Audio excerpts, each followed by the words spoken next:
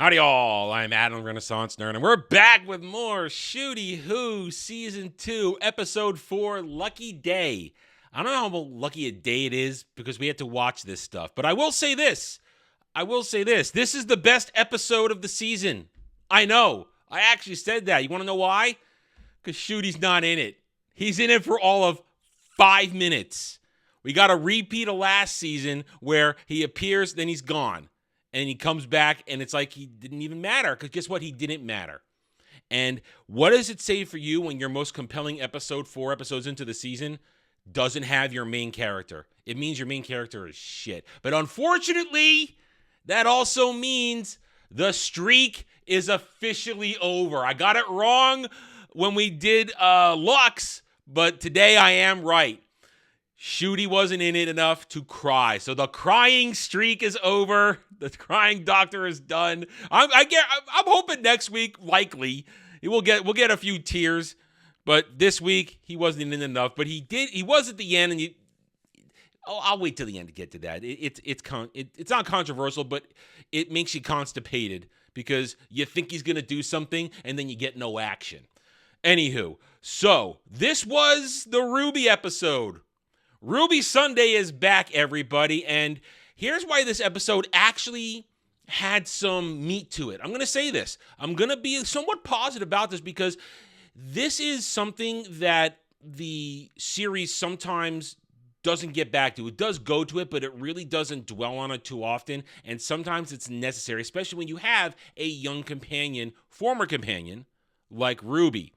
What is it like after you're done with the doctor, if you've survived, and if your life isn't completely ruined or destroyed, or like Donna had your memory wiped and all that kind of stuff? What is it like after you've done all the amazing things with the doctor? Now, of course, Ruby really wasn't with the doctor. She was with Ncuti Who. But point is, we'll leave it for that. We'll leave it as that kind of idea just so that we can make sense of the episodes. What is it like? Well, for Ruby, it's going to be, as she says in the show, PTSD. She's not sure how to do everything. But that's not where we start. We start with, I don't know when, I guess 17 years before this story happens. We still have Ncuti Who and Belligerent trying to get her home. And they're in this together for all of like 2 minutes where they pop out of the TARDIS to plant the triangulation device while marveling that they're in London and there's fireworks, and Belligerent is back to being belligerent. Oh, hurry up. Why are you being so happy about this? We need to get going. We've got to hurry up and get home. Completely still nobody you want to be around. She's a horrible person. But in the middle of it, they turn around and there's a kid standing there. A kid is standing there watching them pop out of the TARDIS appear, and he's in shock. And after they kind of get it out of them that it's not anywhere in the 2020s, the doctor, Ncuti Who, tries to make nice with him in a weird gay way. And when the kid is trying to not be in shock, he gives him a coin off the ground and says, here you go, it's your lucky day. And then they vamoose out of there. Well, they tried to, because the kid goes and try to get his mom's attention, and we learn very quickly that he lies a lot. And she actually hits him when he tries to get her to go look at the TARDIS. And that's our character for this episode, because he grows up and it turns out, hey, look, I only know this because I had to be reminded of it, because frankly, I wouldn't remember unless you told me. This is Prince Eric from Live Action Ariel. So we're going to call him Live Action Eric. I don't care what the hell his name is. Live Action Eric. He is here. He's this and that. And he talks about how he's on a podcast where he's been, ever since he saw the blue box and the man in the blue box, he's been hunting for him and evidence of this and that, and it's consumed his life and this and here and there, and to the point where he, at one point in time, back in 2024, caught Ruby and Ncuti on an adventure where there was this monster called the Shriek who shoots green splooge on you to mark you as its prey. And we get the little bit that if you drink a nasty little potion that Ncuti Who made, it'll get rid of the stink and you'll be fine. But dude, Live Action Eric got hit by it, and then he watched Ncuti Who and Ruby disappear in the TARDIS, but not before he snapped a picture of Ruby. And at first you think, wow, stalker-like behavior. Have you seen this girl spent for a year looking for her until now, current day 2025, where he found her and she came to his doorstep and said, "Oh, you looking for me? I'll be on your podcast and I'll talk about the doctor and all this stuff." And then there's the episode begins. And we're going to burn through a lot of this real quick because a lot of it is built up in, while not necessarily terrible, rather uninteresting, because we're here, as I said, we want an adventure with the doctor. And while this could have been an interesting episode of what do you do when you're no longer a companion, they spend too much time with Ruby trying to convince herself to have a normal life. And it's kind of okay, but here's the problem. It's executed sloppily. There's just not a lot of engagement. And while Millie Gibson actually does okay, and she is, of course, attractive to look at, it's just not as engaging as an adventure with the real doctor. Point is, what happened is, after she gets along with this dude a little bit, he keeps asking her on dates, this and that, and you think we're going to get a whole thing about how Ruby's moving on with her life. Ruby's moving on with her life, and because she tracked down this guy also because she found out he got the splooge stank on him, so she wanted to give him the potion so that he doesn't get a target of this shriek thing that basically hunts you until you're freaked out and eats you when your adrenaline is at its maximum, because then you're tasty. Whatever.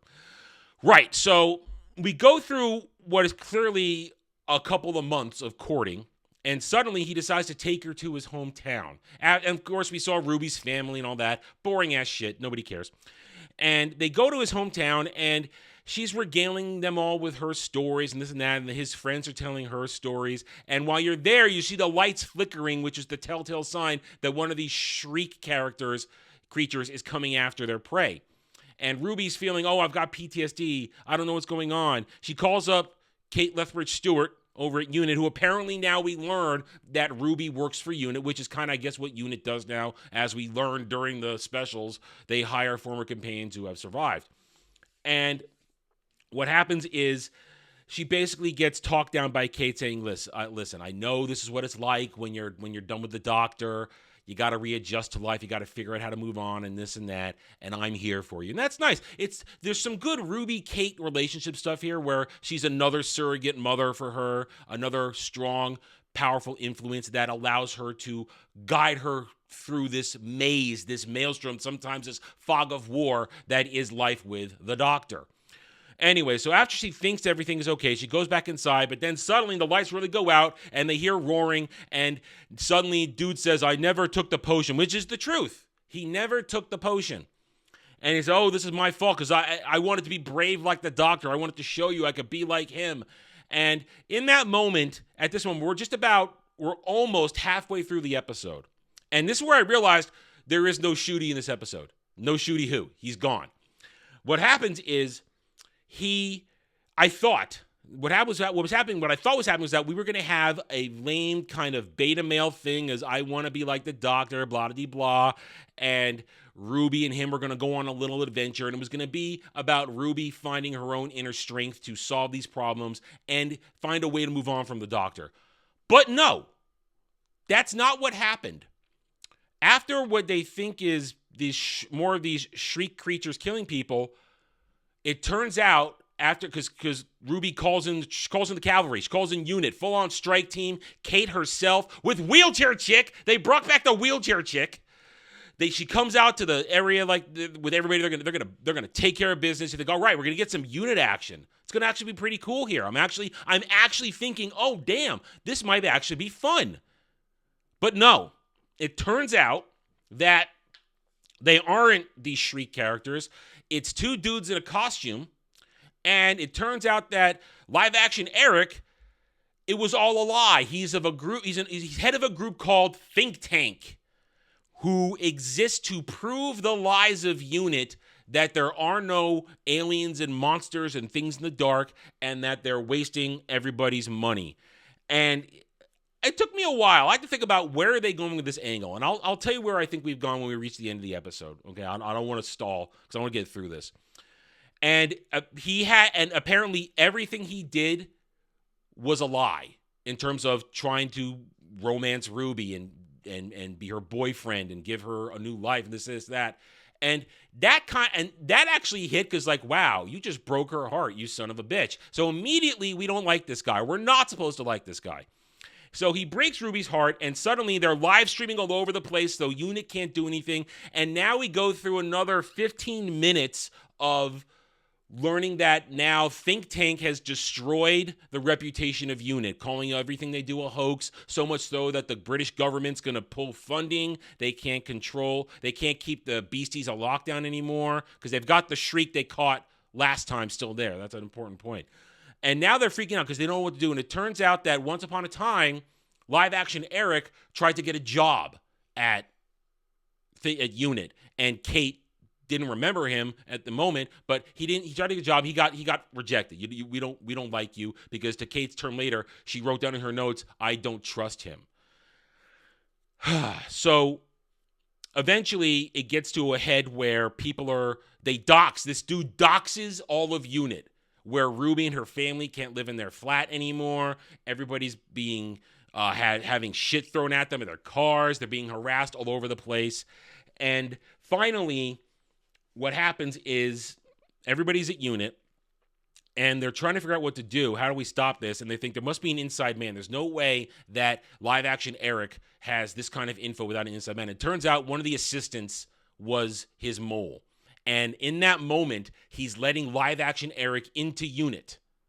And live action Eric takes a gun and shoots the dude, and then proceeds to go to the top of the building so that he can expose them.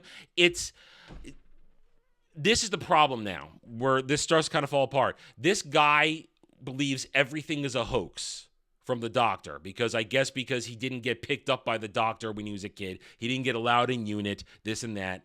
And he wants to expose them, so he thinks walking in there, taking a gun with a streaming camera slapped to his chest, that's somehow going to expose everything even more.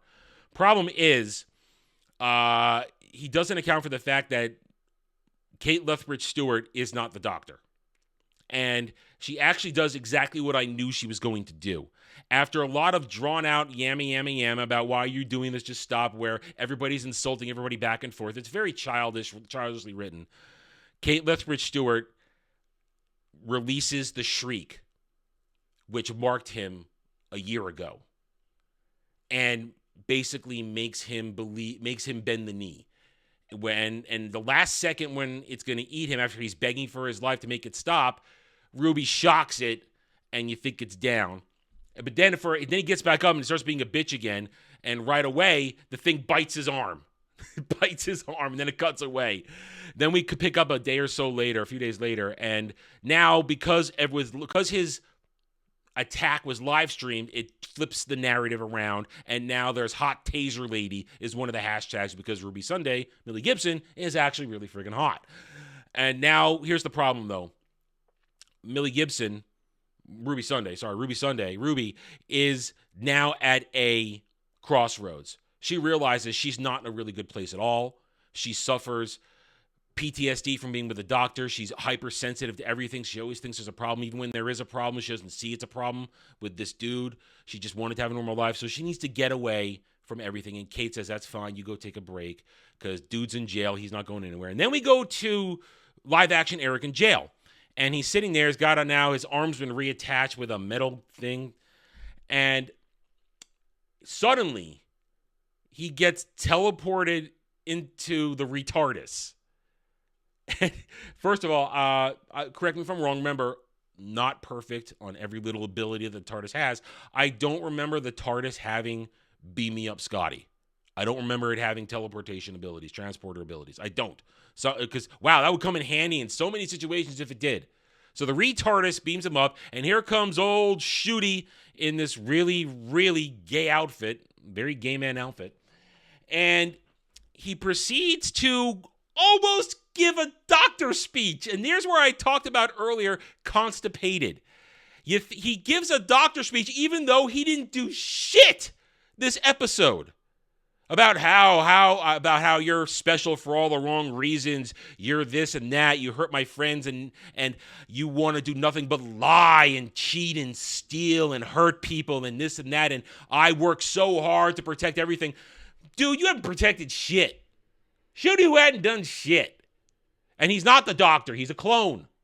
Born from fake David Tennant 14's penis. Okay? So he gives this near Doctor speech where he hasn't done anything and then goes face to face with live action Eric. And live action Eric's response is, he taunts him. Have you met Belinda yet? Have you met Belligerent? And he goes, and then Ncuti's response is, so you want some spoilers? You're going to die alone in your prison cell at 49 from a heart attack, essentially. And then the guy says, live action Eric says, I reject your reality. This is brilliant writing. And then Ncuti, who snaps his fingers, teleports him back to his cell where he's questioning reality. And then guess who shows up like she does at the end of every episode this season? Mrs. Flood says, oh yes, this is real, and I'm your governor, and I'm going to let you out. So now we've created another lame-ass villain for Ncuti Who. And here's the thing now. All this stuff about raging against the government, this and that, from the think tank perspective. I've tried to think about what is the writer of this episode trying to say, because it's not RTT. RTT did not write this episode. I'm trying to think what is his point for writing this. And the only thing I can think of, and feel free to comment and question what I say here. We'll talk about it more on Who Cares Reviews on Monday. All I see is that at the end of it, when it's shown to be the think tank people are nothing but liars and pushing propaganda and cheating and hurting people and doxing all this, all I can feel like, because at one point when live action Eric is face to face with the Doctor, he's like, get off my planet. We don't need people like you here. All I'm hearing is, are they trying to both attack gay people and immigrants at the same time? And is the writer of this episode saying that the raging online podcasting nerds they're all liars and evil? Listen to your government. Is that what I'm hearing from this? We're going to flush it out on Monday, because that's the only thing I can come to with this. I mean, other than that, the episode is, as I said, outside of that, it's just a rather meh episode, which had the ability to probably tell an interesting aspect of Doctor Who storytelling lore of, as I said before, what happens when the companion isn't a companion anymore. And they didn't really come out of it with any sort of super lessons learned about themselves, because Ruby was only with him for one little round. She was barely with the Doctor. Most of our other modern Who companions were with him for a while, or at the very least had some sort of major thing. I mean, granted, Donna was only with the Doctor for a season, but a lot of shit went down. A lot of stuff went down for Donna. Nothing went down for Ruby. All she had was crazy experiences. So it could have been interesting to explore that, but they get there and then they don't go far enough. But that's it. That's it. And as I said, Ncuti, not in it. Best episode, he's not in it. That's what we got. So there we are. I don't really have any much more to say on this. It wasn't a terrible episode, but it still wasn't a Doctor Who episode. It was a Ruby Sunday episode with some stuff from UNIT, which actually made me think, damn, I'd rather watch a show about UNIT right now than Ncuti Who. UNIT's more interesting. Kate Lethbridge-Stewart is still an interesting character. She still provides good back and forth in terms of, because at one point live action Eric was insulting her father, and you don't do that. You don't insult him, and that's what pushed her over the edge to release the Shriek to eat him or try and eat him. Because she says, I'm glad the Doctor's not here, because he would stop me from doing this. And I want to bring that up. With everything going on during this episode, where's Tenant number 2? Where is he? Still hanging out at the Noble House? Doing nothing? Just letting all this shit happen? He's so afraid, and he has his own PTSD that he can't do anything when UNIT's in trouble? When people are pushing back against what he's worked all his life to protect? No, I'm going to leave it to the clone who showed up late to the party. There we go. We're done. We'll be back next week where we are going to Planet Nigeria. We're going to Planet Nigeria. And I saw in the clip there's a giant-ass spider, which I already don't like. We'll be back next week. So thank you all for watching. Tune in Monday, 9 p.m. Eastern for Doctor Who Cares Reviews with myself, Jed the Hollywood Scholar, and Dermy Wormy. And we'll see you all next week. Until then, take it easy. Thanks for watching, everyone. If you enjoyed the video, hit that like button, subscribe to the channel. Check out my gaming channel at Renaissance Nerd Arcade and follow me on X Twitter under @TheRedNerd. Thanks again for watching. Take it easy.